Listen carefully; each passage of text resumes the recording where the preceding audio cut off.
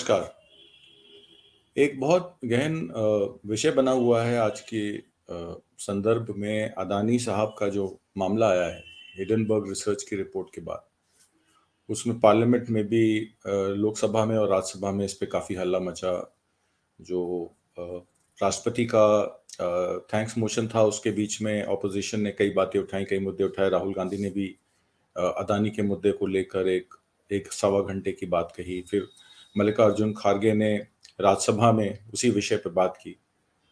और अनंता प्रधानमंत्री मोदी जब राष्ट्रपति के अभिभाषण के लिए आए तो उन्होंने कुछ और ही बातें की, और जो मुद्दे ऑपोजिशन ने उठाए उस मुद्दों पे वो उन्होंने कोई बात वार्ता नहीं की और कोई उसमें क्लैरिफिकेशन नहीं दिया। तो आम आदमी पार्टी के संजय सिंह ने भी कई इल्ज़ाम लगाए हैं। ऑपोजिशन 12-13 पार्टियां हैं, जिसमें टीएमसी भी है, बीआरएस भी है, और आम आदमी पार्टी है, कांग्रेस है, साउथ की डीएमके है, सीपीआई है, सीपीआईएमएल है, और केरला की गवर्नमेंट के एमपीज भी हैं। तो ये सब बातें निकल के आ रही हैं कि ऑपोजिशन जो है वो बीजेपी को घेरना चाह रही है, एक जेपीसी की डिमांड कर रही है। वो चाहते हैं कि ज्वाइंट पार्लियामेंट्री कमेटी इस पे इंक्वायरी पे बैठे। हालांकि जब रूलिंग पार्टी के पास ज्यादा एमपी हैं तो जाहिर सी बात है ज्वाइंट पार्लियामेंट्री कमेटी में उन्हीं के ज्यादा लोग रहेंगे। और पिछले 8 या 10 जेपीसी में हम देखते आए हैं कि जब भी जेपीसी बैठी है उसका कोई रिजल्ट ऐसा कारगर साबित नहीं हुआ, किसी को सजा हो गई हो या किसी को पेनल्टी चार्ज हो गई हो या किसी के खिलाफ कोई एक्शन हो गया हो। तो सरकार जेपीसी से क्यों डर रही है, इसका एक निकल के जवाब ये आ रहा है, उसका तर्क ये है कि अगर जेपीसी बैठ जाएगी तो मान लीजिए 10 लोगों की जेपीसी बैठती है, उसमें 3 ऑपोजिशन मेंबर कमेटी में रहेंगे, तो जो भी उसकी कार्रवाई होगी उसको पॉलिटिकली उछाला जाएगा, उन चीज़ों को लोगों के सामने लाया जाएगा, और कई फाइंडिंग्स इस तरीके से निकलेंगी जिसमें सरकार घिर सकती है। जैसे बोफोर्स मामले में राजीव गांधी की सरकार घिर गई थी, इम्प्रोप्राइटरी के मामलों में सरकारें घिरती ही हैं।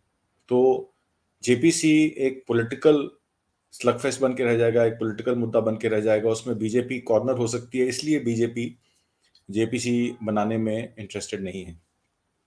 हालांकि दूसरा तर्क ये भी कहता है कि सुप्रीम कोर्ट मॉनिटरिंग अथॉरिटी बना दीजिए, पर बात ये भी आती है कि सुप्रीम कोर्ट मॉनिटरिंग अथॉरिटी अगर बना देंगे तो जैसे कि राफेल का मुद्दा था या डिमोनेटाइजेशन का मुद्दा था, इन मुद्दों पे सुप्रीम कोर्ट ने कह दिया कि डिमोनेटाइजेशन पे हम कुछ कर नहीं सकते और राफेल में कुछ इम्प्रोप्राइटरी हुई नहीं, तो फिर वो मामला वहीं खत्म हो जाता है।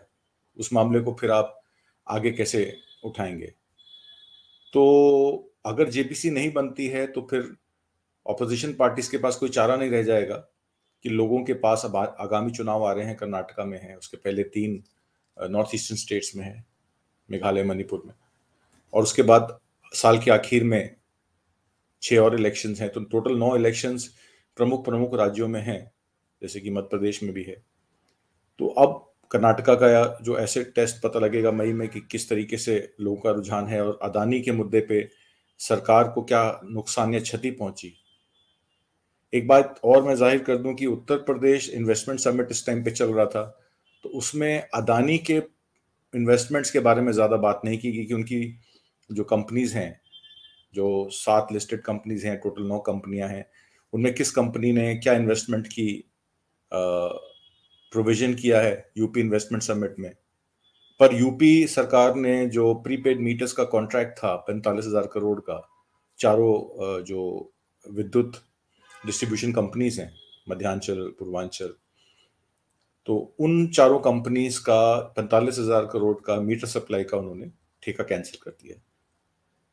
इससे ये भी निकल के आता है कि योगी सरकार जो है वो कहीं अदानी से दूर हो रही है, और योगी जी की पोजीशन जो है वो न्यूट्रल है इस मामले में। अंबानी साहब से उन्होंने इन्वेस्टमेंट की बात की, तो अंबानी साहब ने कहा कि हम इतने 1,000 करोड़ रुपए over a period of next 4 years 80-85 हजार करोड़ की इन्वेस्टमेंट करेंगे, और भी कई उद्योगपतियों ने उनको कहा है कि हम इन्वेस्टमेंट करेंगे। तो कुल मिलाकर योगी सरकार अदानी के मुद्दे से अपने आप का पल्ला झाड़ रही है, और कहीं ये योगी जी की पोजीशनिंग डायरेक्टली मोदी जी के खिलाफ तो नहीं है। तो ये बात भी सवाल खड़ा हो जाता है। पर आज का जो हमारा विषय है वो अदानी की इम्प्रोप्राइटरी को लेकर है। एक सवाल जो राहुल गांधी ने खड़ा किया, 4 सवाल इनफैक्ट उन्होंने किए कि कितनी बार अदानी साहब योगी अपना मोदी जी के साथ अब्रॉड गए, कितनी बार उनके जाने के बाद वो वहां गए, और कितनी बार उन्होंने वहां की सरकारों से मिलकर कितने कॉन्ट्रैक्ट साइन किए, और ऐसा कितनी दफा हुआ है कि मोदी जी ने अदानी जी को प्रमोट किया है और ये कहा है कि ये प्रोजेक्ट्स इन्हीं को मिलने चाहिए। तो इन्हीं सारे सवालों के साथ जब इल्जाम लगाया गया तो मोदी जी ने ये कहा कि देखिए 140 करोड़ जनता का मुझे आशीर्वाद प्राप्त है और मैं इन बातों से कोई विषय नहीं है और मैं इन बातों से कोई घबराता नहीं हूं। मैंने 8 करोड़ लोगों को नल से जल दिया। हालांकि उन्होंने लोकसभा में कहा 8 करोड़ लोगों को नल से जल दिया और राज्यसभा में कह दिया कि 11 करोड़, तो 3 करोड़ की फिगर बदल गई एक दिन के भीतर। चलिए, अभी कई बार हो जाती है गलतियां।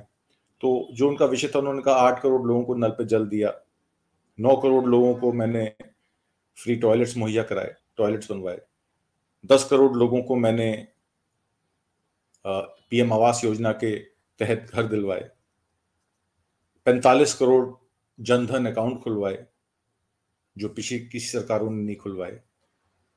फिर उन्होंने कहा 80 करोड़ लोगों को मैंने राशन मुहैया कराया, फ्री राशन दिया प्रधानमंत्री अन्न योजना में। फिर उन्होंने कहा कि मैंने 2 करोड़ से ऊपर, 2 करोड़ 40 लाख या 1 करोड़ 20 लाख का 2 करोड़ 40 लाख वैक्सीन, 220 लोगों को वैक्सीन दिलवाई, तो फ्री वैक्सीन दिलवाई जिसका दाम सरकार ने ही लगाया था कि 600 रुपए होना चाहिए या 800 रुपए होना चाहिए। उसका एक्चुअल वैल्यू क्या है हम नहीं जानते। तो वो कहते हैं फ्री वैक्सीनेशन दिलवाई, हेल्थ बेनिफिट्स दिलवाए। सरकार ने ये कहा कि हम अपने हमें पता है कि हमारा वोट बैंक क्या है, हमारे लोगों की हमसे अपेक्षाएं क्या हैं और उन अपेक्षाओं को पूरा कर रहे हैं, जो किसी सरकार ने नहीं किया। पिछली सरकारों ने खाली गड्ढे खुदवाए, पिछली सरकारों ने इम्प्रोप्राइटरी कराई, 2G किया, कोल स्कैम किया। हालांकि उनके पार्लियामेंट के लोग, जो उनके बीजेपी के एमपीज हैं, वो ये कहते हैं कि प्रूफ दिखाइए, प्रूफ दिखाइए। अब जब चर्चा होती है पार्लियामेंट में, प्रूफ दिखाना या उसको सही करार देना या गलत करार देना, ये काम तो इन्फोर्समेंट एजेंसीज का है, आईबी का है, सीबीआई का है, इन्फोर्समेंट डायरेक्टरेट का है।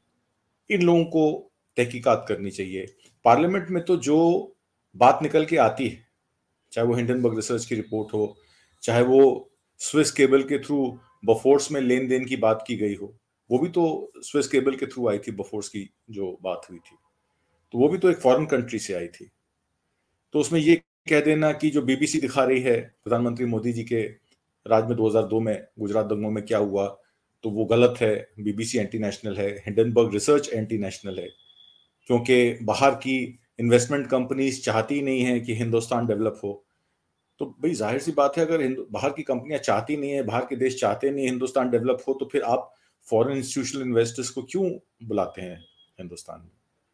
आप एफपीआईज को क्यों कहते हैं कि आप रिपेट्रिएशन प्रॉफिट का करेंगे तो हम आपको कैपिटल गेन्स नहीं लगाएंगे, आपका सरचार्ज कम कर देंगे? आप खुद इन्वेस्टमेंट्स मंगाते हैं फॉरेन इंस्टीट्यूशनल इन्वेस्टर्स के थ्रू, आप खुद एफपीआईज को अलाउ करते हैं इंडियन कंपनीज में डायरेक्ट इन्वेस्टमेंट करने के लिए, आप खुद चाहते हैं कि बाहर से निवेश आए, और फिर आप कहते हैं कि वो एंटी नेशनल हैं। तो फॉरेन कंपनीज हिंदुस्तान में आके क्यों रोजगार लगाएंगी, क्यों कंपनियां लगाएंगी, क्यों लोगों को रोजगार देंगी? ये विषय पैदा हो जाता है कि कॉन्ट्रडिक्शंस पैदा हो जाती हैं, कॉन्ट्रडिक्टरी स्टेटमेंट है। आप एक तरफ तो चाह रहे हैं कि विश्व गुरु बन गए हम, और फिर आप कहते हैं विश्व के लोग ही हमारे गुरु के खिलाफ हैं। तो ये दोनों नरेशन नहीं चलेंगे, और ये दोनों नरेशन जिस तरीके से दिए जा रहे हैं वो गलत दिए जा रहे हैं, उन पे गलत बयानी की जा रही है और देश के लोगों को गुमराह किया जा रहा है, ऐसा मेरा मानना है।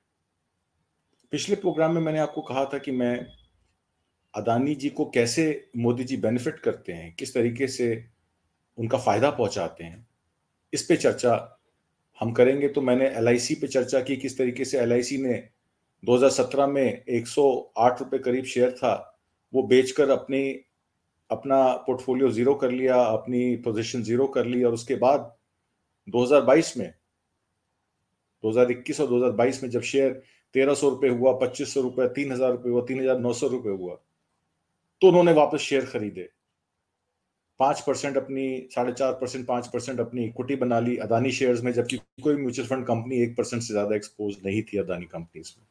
तो एलआईसी को ऐसी क्या आन पड़ी थी, और वो उन्हीं कंपनियों से, उन्होंने इन्वेस्टमेंट कंपनियों से, एफपीआई से, जिसपे 99% होल्डिंग जो बताई जा रही कि अदानी ग्रुप कंपनीज की ही है, वो राउंड ट्रिपिंग होती है उन कंपनीज के द्वारा। तो उन कंपनीज ने ही, जिनके पास 20% इक्विटी थी, उन्होंने अपनी इक्विटी पोजीशन 15% कर ली, और वही 5% शेयर जो 100 रुपए पे 2017 में एलआईसी से खरीदा, वो एलआईसी को वापस 2000, 2500, 3000, 3900 रुपए तक बेच दिया। और अब एलआईसी का 34, 35, 36 हजार करोड़ रुपए अदानी की ग्रुप कंपनीज में फंस गया है। तो इसका जिम्मेदार कौन है? ये पब्लिक कंपनीज हैं, पब्लिक का पैसा है।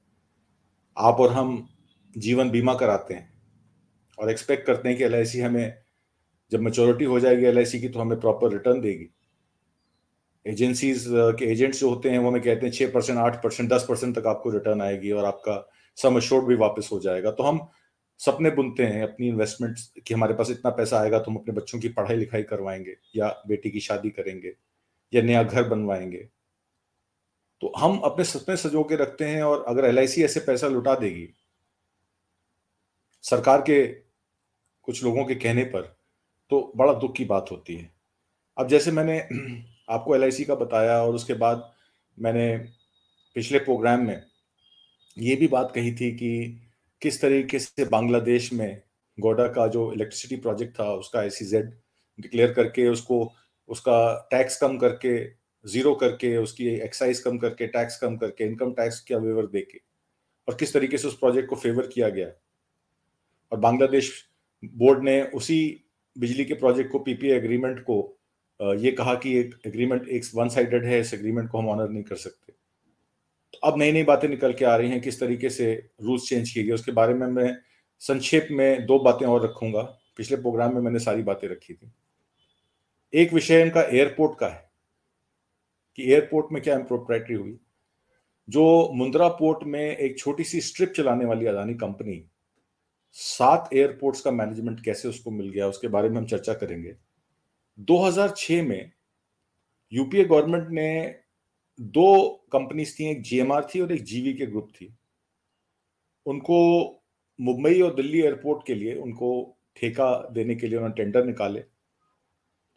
30 साल का उन्होंने कहा कि 30 साल के लिए हम ये एयरपोर्ट देंगे, मैनेजमेंट, टेक्निकल फाइनेंशियल मैनेजमेंट देंगे, और ये कंपनीज मैनेज कर सके। तो सुप्रीम कोर्ट में मामला गया, तो प्राइवेटाइजेशन को सुप्रीम कोर्ट ने कहा कि प्राइवेटाइजेशन कोई गलत बात नहीं है, बट जो भी उसका इन्वेस्टर है या जो भी उसका बिडर है, उसके पास टेक्निकल एक्सपर्टीज होनी चाहिए या कोई एक्सपीरियंस एयरपोर्ट ऑपरेटर होना चाहिए, तो ये संभव है, जो कि बात सही भी है। हालांकि जीएमआर दोनों एयरपोर्ट्स, दिल्ली और मुंबई के एयरपोर्ट में टॉप बिडर आया था, उसकी बिडिंग टॉप थी। फिर भी ये कहा गया कि नहीं, एक ही आदमी को 2 एयरपोर्ट देना गलत होगा, टेक्निकल फिजिबिलिटीज के हिसाब से भी और एक्सपर्टीज के हिसाब से भी, फाइनेंशियल मैनेजमेंट के हिसाब से 2 अलग अलग कंपनियों को दिया जाए। तो एक ग्रुप को दिल्ली का एयरपोर्ट दिया गया, एक को मुंबई का दिया गया। 2019 में जो रूल था कि 2 एयरपोर्ट से ज्यादा या 3 एयरपोर्ट से ज्यादा एक प्राइवेट पार्टी को नहीं दिए जाने चाहिए, जब डिसाइड हुआ कि देश के सभी एयरपोर्टों को प्राइवेटाइज किया जाएगा और सरकार का निवेश इसमें से, इक्विटी को निकाल दिया जाएगा ताकि वो और कामों में लग सके। 2019 में अहमदाबाद, लखनऊ, मैंगलोर, जयपुर, गुवाहाटी और तिरुवनंतपुरम ये अदानी ग्रुप को दे दिए गए, जिनका कोई एक्सपीरियंस नहीं था एयरपोर्ट चलाने में। मैंने आपको बताया मुद्रा की एक एयर स्ट्रिप मैनेज करते थे वो अपनी, वो भी मुद्रा पोर्ट के लिए, और 30 साल की जगह 50 साल के लिए ये एयरपोर्ट्स उनको दे दिए गए। 2018 में नीति आयोग का एक मेमो आया, उन्होंने कहा कि भाई ये जो बिडर है इसकी टेक्निकल नॉलेज कम है, इनके पास कोई एक्सपीरियंस एयरपोर्ट ऑपरेटर इनका पार्टनर नहीं है, तो ये प्रोजेक्ट को के क्वालिटी को, सर्विसेज को खराब करेगा।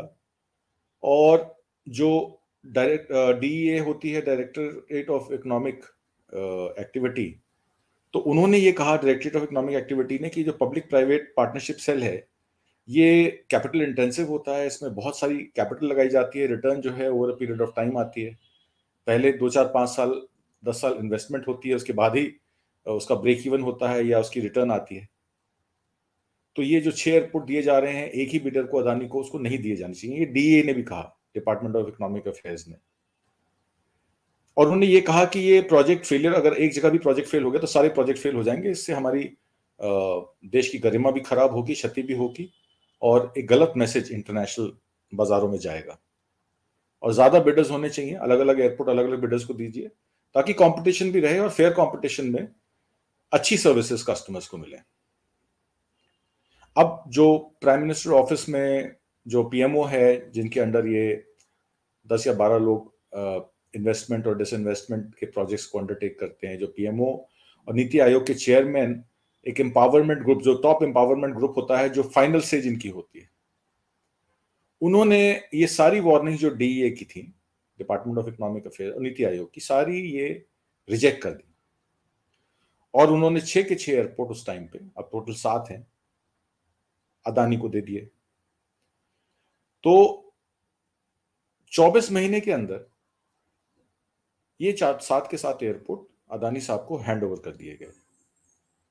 और उन्होंने ये कहा कि इसमें जो टेक्निकल कैपेबिलिटीज पर सवाल खड़ा किया गया कि उनके पास टेक्निकल कैपेबिलिटीज क्या हैं और कितना डेट से वो फाइनेंस करेंगे इसको, और जिसका जेस्टेशन पीरियड बहुत ज़्यादा है, कि उसमें पहले इन्वेस्टमेंट ज़्यादा होती है और रिटर्न आने में टाइम लगता है। और उसमें जो एयरपोर्ट अथॉरिटी ऑफ इंडिया का भी एक ऑब्जेक्शन था कि जो पेमेंट होगी वो पर पैसेंजर बेसिस पे मिलेगी। आपको पता हो कि कुछ महीने होते हैं जिसमें इनबाउंड पैसेंजर्स कम होते हैं, या इंट्रासिटी जो है डोमेस्टिक फ्लाइट्स पे लोग कम जाते हैं, और कुछ टाइम होता है जैसे कि अक्टूबर टू मार्च इकोनॉमिक एक्टिविटी ज़्यादा होती है तो ज़्यादा लोग आते हैं। तो उन्होंने ये कह दिया कि जो जितने पैसेंजर्स एयरपोर्ट पे निकलेंगे उस हिसाब से वो रेवेन्यू मॉडल तय होगा। हालांकि पैसेंजर वॉल्यूम का उससे कोई लेना देना नहीं है कि आपका जो एयर वॉल्यूम है कितना है, कितनी फ्लाइट्स आ जा रही हैं, उससे कोई लेना देना नहीं। रेवेन्यू मॉडल एआई ने, एयरपोर्ट अथॉरिटी ऑफ इंडिया ने कहा कि ये तो गलत है, कि एरोनॉटिकल रेवेन्यूज जो होते हैं वो कितने प्लेन लैंड हुए, कितने गए, कितने स्टैंड बाय पे हैं, कितने हैंगर्स में है, एरोनॉटिकल जो कैलकुलेशन होती है रेवेन्यूज की वो अलग होती है। तो ये पर पैसेंजर कैलकुलेशन जो है इसमें कम पैसा मिलेगा। मतलब मान लीजिए अगर प्लेन आ रहा है, एरोनॉटिकल रेवेन्यूज, अगर एक कंपनी के 10 प्लेन चल रहे हैं और उसमें 100 लोग आ रहे हैं तो हमें तो पर पैसेंजर मिलेगा, जबकि हमें प्लेन्स के हिसाब से रेवेन्यू मिलना चाहिए। तो उन्होंने भी ऑब्जेक्शन उठाया, पर वो एक तरफा एग्रीमेंट जो है वो अदानी के फेवर में किया गया। ये एयरपोर्ट की कहानी है जो मैंने आपको भी बताई कि किस तरीके से एयरपोर्ट्स के मामले में इम्प्रोप्राइटरी हुई और 7 एयरपोर्ट एक ही कंपनी को दे दिए गए जिसके पास कोई एक्सपीरियंस नहीं था, प्रायर एक्सपीरियंस नहीं था। कुछ लोगों ने यह भी कहा कि सीबीआई के द्वारा प्रेशर डलवा के जीवीके और जीएमआर जो कंपनीज मुंबई और दिल्ली के एयरपोर्ट मैनेज कर रही थी उनको मैनेज किया गया। कुछ लोगों ने कहा कि सीबीआई ने केस रजिस्टर किया जीवीके के ऊपर, उसके बाद सीबीआई ने उनको रेड किया, उसके बाद एक ही महीने के अंदर ईडी ने मनी लॉन्ड्रिंग केस रजिस्टर किया, सीबीआई ने समन किया उनके डायरेक्टर्स को। तो जीवीके और जीएमआर को जब हाथ मरोड़ा तो उन्होंने कहा भाई इसमें इतनी कमाई तो है नहीं जितना हमारा यहाँ पे विक्टिमाइजेशन हो रहा है, तो हम इसमें से बाहर निकल जाते हैं। हालांकि जीएमआर कंपनी के डायरेक्टर्स ने डिनाई किया है कि ऐसा कुछ हुआ है, हमने अपनी स्वेच्छा से अदानी को अपने दोनों प्रोजेक्ट्स मुंबई और दिल्ली के दिए। पर सच्चाई क्या है उसमें अब ये कहना मुश्किल है, बट ये बात निकल के आ रही है कि इसमें भी कुछ जबरदस्ती की गई है।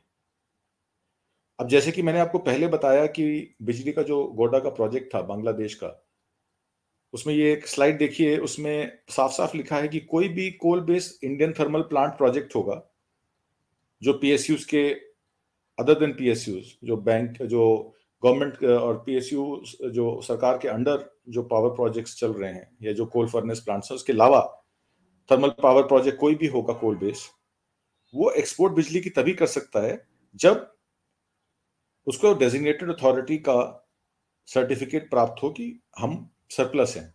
जबकि हिंदुस्तान 2023 तक भी बिजली के मामले में सरप्लस नेशन नहीं है। एक स्टेट से दूसरी स्टेट में जब रिक्वायरमेंट होती है, जब हैवी लोड होता है, रिक्वायरमेंट बढ़ती है, तो एक स्टेट से दूसरी स्टेट को बिजली बेची जाती है डिस्ट्रीब्यूशन सेंटर्स।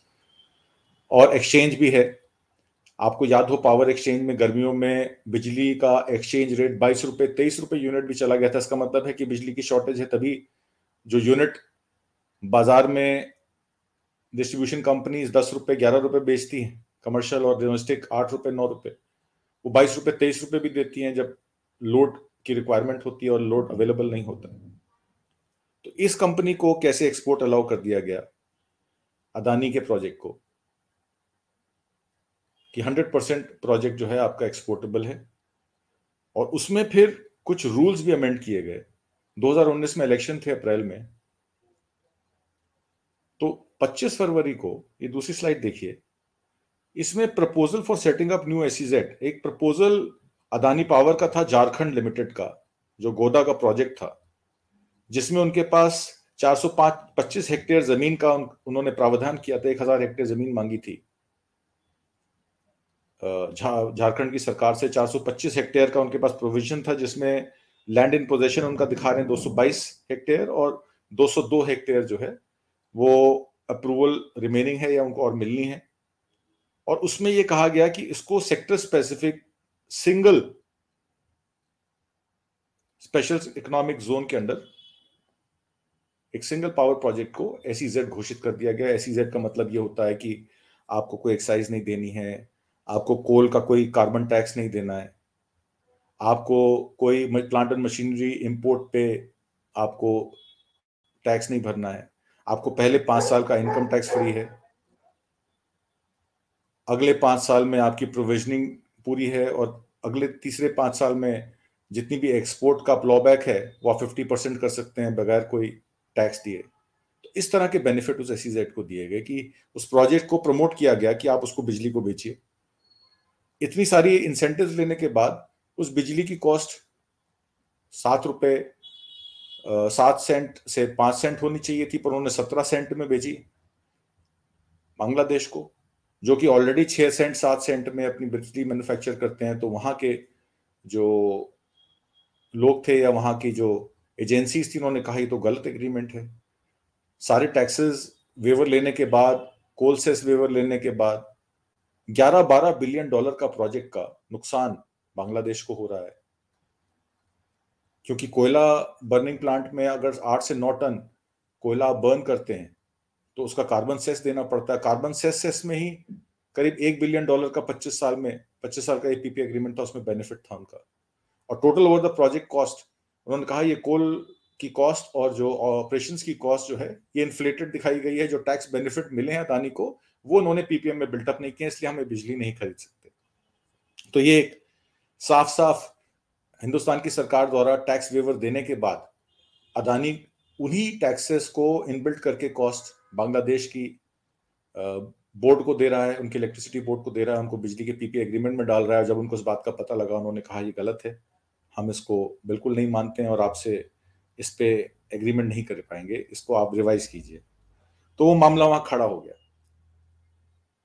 उसके बाद एक छोटा विषय और निकल के आया कि जितने भी एनटीपीसी जो नेशनल थर्मल पावर प्लांट्स हैं और पावर कॉरपोरेशन है, और उसके अंतर्गत जितने भी स्टेट और सेंट्रल गवर्नमेंट से ऑपरेटेड जो कोल प्लांट्स हैं या थर्मल प्लांट्स हैं, बिजली मैन्युफैक्चर करते हैं, उनको ये कहा गया कि आप 10% कोयला जो है वो इंपोर्टेड कोयला जो है ब्लेंडिंग के लिए यूज करिए, क्योंकि हमारे पास ट्रांसपोर्टेशन के लिए रेल रैक्स नहीं है, इतने हमारे पास इतने ट्रैक्स नहीं है, हमारे पास इतने साधन नहीं है कि हम ये कोयला आपको ईस्टर्न सेक्टर से या वेस्टर्न सेक्टर से आपको पहुंचा सकें। तो आप इंपोर्टेड कोयला खरीदिए। उस पर डायरेक्ट बेनिफिट किसको होता है?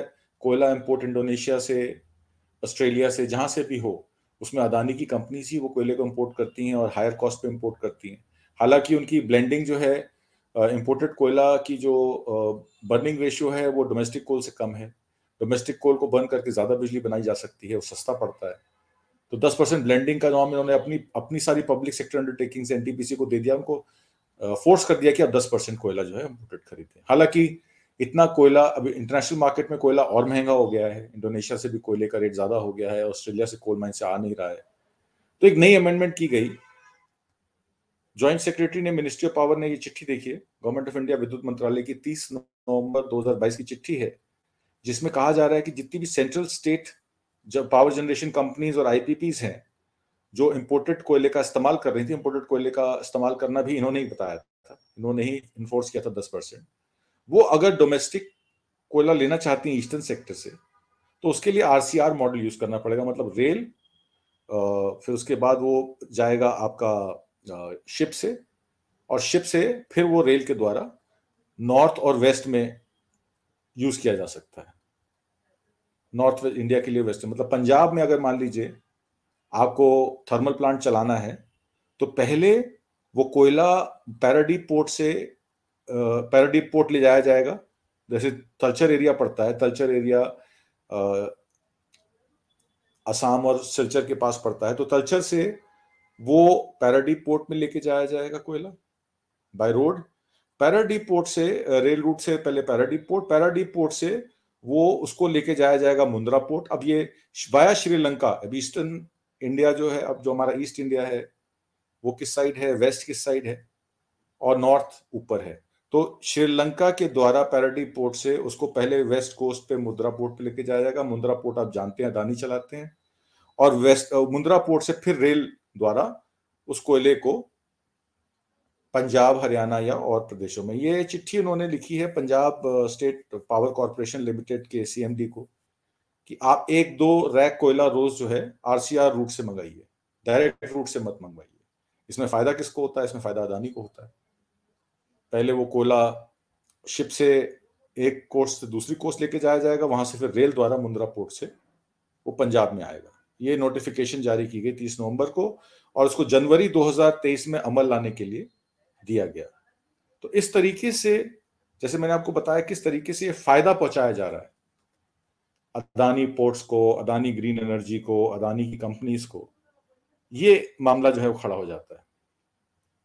एक इम्प्रोप्राइटरी का मामला और मैं आपको बता दूं, श्रीलंकन पार्लियामेंट में एक कैबिनेट मेमोरेंडम पेश किया गया 2021 में, जिसमें यह कहा गया कि गवर्नमेंट ऑफ इंडिया ने अदानी ग्रुप को सिलेक्ट किया है ईस्टर्न कंटेनर टर्मिनल जो है उसका कोलंबो पोर्ट पे है डेवलप करने के लिए। ECT port, eastern container terminal port को कोलंबो पोर्ट पे डेवलप करने के लिए एक प्रोजेक्ट जो है वो उनकी पार्लियामेंट में पास किया गया। जो सिलोन के इलेक्ट्रिसिटी बोर्ड के फॉर्मर हेड थे, उन्होंने कहा कि प्रेसिडेंट राजपकाशा ने, उस टाइम प्रेसिडेंट राजपकाश थे श्रीलंका के, और ये बात राहुल गांधी ने भी कही है, कि उन्होंने मुझे बुलाया और ये कहा कि पीएम मोदी मुझे प्रेशराइज कर रहे हैं कि ये प्रोजेक्ट जो है, एक रिन्यूएबल एनर्जी प्रोजेक्ट को अदानी ग्रुप को दे दिया जाए, ये उन्होंने कहा। तो एक बहुत बड़ा मामला ये खड़ा हो गया कि अगर मान लीजिए देश में हमारे प्रधानमंत्री श्रीलंका जाते हैं, बांग्लादेश जाते हैं, नेपाल जाते हैं, तो अपने साथ अदानी के प्रोजेक्ट्स को क्यों प्रमोट करते हैं? राफेल के मामले में भी ये बात निकल के आई कि राफेल का जब मुद्दा आया तो राफेल के प्लेन्स को मैनेज करने के लिए, उनके उनके मेंटेनेंस के लिए 1-2 महीने पहले कंपनी अनिल अंबानी की बनी, और उसको कॉन्ट्रैक्ट दे दिया गया कि 36 प्लेन हम राफेल के खरीद रहे हैं, इसकी मेंटेनेंस का कॉन्ट्रैक्ट जो है वो उनकी कंपनी को दे दिया जाए। तो इस तरीके से क्यों हो रहा है? तो ये बात निकल के आई। वहां के जो पोर्ट वर्कर्स थे, उन्होंने कहा कि ये जो टर्मिनस है, ईस्टर्न कंटेनर टर्मिनल, ये हम लोग खुद बना सकते हैं, ये हम खुद डेवलप कर सकते हैं, इसमें हमें अदानी, हिंदुस्तान की कंपनी है, अदानी की कंपनी की क्या जरूरत है? तो उन्होंने कहा कि ये वहां के मोदी साहब का प्रेशर है, क्योंकि मोदी साहब हमें कुछ पैसा देते हैं, हेल्प देते हैं, तो हमें बदले में उनकी ये मदद करनी पड़ेगी। तो मोदी साहब चाहते थे कि अदानी प्रमोट हो श्रीलंका में। और उसके बाद वहां के जो सिलोन के इलेक्ट्रिसिटी बोर्ड के हेड थे, उन्होंने भी जून 2022 में ये क्लेम किया, और ये क्लेम करने के बाद कुछ प्रेशर ऐसा पड़ा, जब उन्होंने राजपकाशा का नाम लिया तो उसके बाद वो स्टेटमेंट उन्होंने विड्रॉ कर लिया। तो कहने का मामला ये है कि बहुत सारे ऐसे मुद्दे हैं। आज मैंने आपको 2 मुद्दे बताए, एयरपोर्ट का मुद्दा, श्रीलंका पोर्ट का मुद्दा और बांग्लादेश में जो गौडा में इलेक्ट्रिसिटी प्रोजेक्ट था 1600 मेगावाट का, उसमें किस तरीके से पीपीए एग्रीमेंट वन साइडेड बना और रूल्स बेंड करके उनको एसईजेड घोषित किया गया, उनको कई सारी सहूलतें एक्सपोर्ट करने का, बिजली एक्सपोर्ट करने का, पहली यूनिट ऐसे जिसको बिजली एक्सपोर्ट करने का प्रावधान दिया गया, उनको अपॉर्चुनिटी दी गई। तो ऐसे कई सारे मुद्दे हैं जिसमें ये निकल के आता है कि मोदी सरकार ने अदानी को डायरेक्टली इनडायरेक्टली पूरी मदद देने की कोशिश की अपने इंटरनेशनल रिलेशंस, हिंदुस्तान के जिस तरीके के अपने नेबरिंग कंट्रीज के साथ हैं उसके माफिक। तो ये बातें जो हैं ये बहुत इंपॉर्टेंट हो जाती हैं और इन बातों पे हम लोगों को सोचना विचारना चाहिए कि ऐसे मुद्दे क्यों हो रहे हैं और ऐसी बातें क्यों हो रही हैं और किस तरीके से ये इम्प्रोप्राइटरी का मुद्दा आ रहा है। लास्ट में मैं आपको बताता हूं, एक MSCI जो रेटिंग होती है, इंडेक्स रेटिंग होती है, वो ये डिस्कस करती है, वो ये कहती है कि इन्वेस्टमेंट जो है किस कंपनियों में ज्यादा करनी चाहिए, किस कंपनियों में कम करनी चाहिए। तो वो इन्वेस्टमेंट मॉडल जो है MSCI का, वो तमाम इन्वेस्टर कंपनीज फॉलो करती हैं। तो इस टेबल में आप देखिए, इन्होंने अदानी के वेटेज जो है MSCI ने, Adani enterprise transmission, total gas, HCL technology, JSPL, Shriram finance, ACC, ऊपर की टॉप की 4 कंपनियां, 3 कंपनियां अदानी की हैं, फिर ACC भी अदानी की है।